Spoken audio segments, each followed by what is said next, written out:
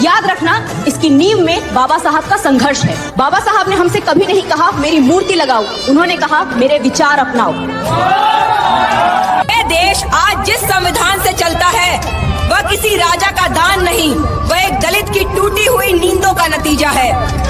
जब समाज ने कहा तुम अछूत हो, तब बाबा साहब ने कहा नहीं, तुम बराबर हो। जब मंदिर बंद थे, जब पानी पर पहरा था, जब स्कूलों के दरवाजे नहीं खुलते थे, तब बाबा साहब ने कलम उठाई और इतिहास को चुनौती दी।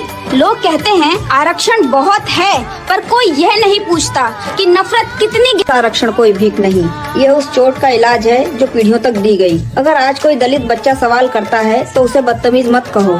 याद रखो, उन्होंने किताबें इसलिए नहीं पढ़ी कि डिग्री मिल जाए, उन्होंने किताबें इसलिए पढ़ी कि एक दिन कोई इंसान को नीचा न समझे। यह देश आज जिस संविधान। बाबा साहब ने कहा था, मैं ऐसे भारत को नहीं मानता जहां आजादी सिर्फ कुछ लोगों के लिए हो। और सुन लो, अगर ये संविधान कमजोर हुआ तो सबसे पहले गरीब की आवाज टूटे। बाबा साहब ने हमें सवाल करना सिखाया है। अगर आज कोई दलित बेटी आंखों में सपना लिए चलती है तो उसे घमंडी मत कहो, वो बाबा साहब का लिखा हुआ भविष्य है। बाबा साहब 9, 10 मूर्ति नहीं, वो